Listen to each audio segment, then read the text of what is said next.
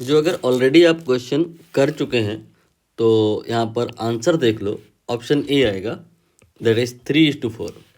Question क्या है, find the ratio of energies of photon produced due to transition of electron.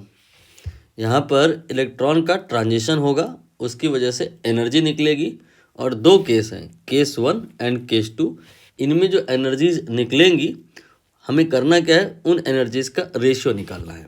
ठीक, तो यहाँ पर हम सबसे पहले जो अलाउड स्टेट होती हैं या परमिजिबल या परमिटेड एनर्जी लेवल होते हैं उन पर बात करेंगे। पहला n बराबर 1, फिर n बराबर 2, फिर n बराबर 3। ऐसे सबसे हाईएस्ट पे जो होता है वो n =∞ होता है।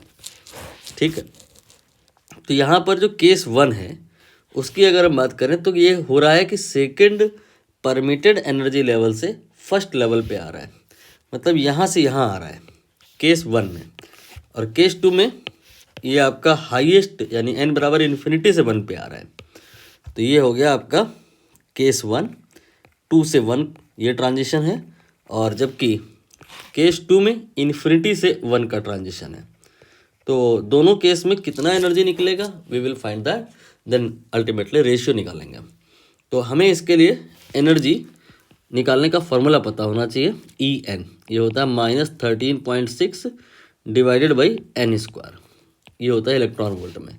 यहाँ पर अगर हम n की वैल्यू 1 लेके चलें तो जो E1 आएगा दैट विल बी -13.6। n की वैल्यू 2 लेके चलें तो ये हो जाएगा -3.4, और इसके बाद n की वैल्यू अगर इन्फिनिटी लेके चले तो ये हो जाएगा E∞ = 0। और इसे अब आप ड्रॉ कर लो, जैसे कि यहाँ पे एनर्जी लिख लो 0, और यहाँ पे एनर्जी आपने लिखना होगा -3.4, और यहाँ पे एनर्जी लिखना होगा -13.6। अब जब ये वाली कहानी होगी तो कितना प्रोड्यूस होगा, प्रोड्यूस होता है जो डिफरेंस होता है वही प्रोड्यूस होता है।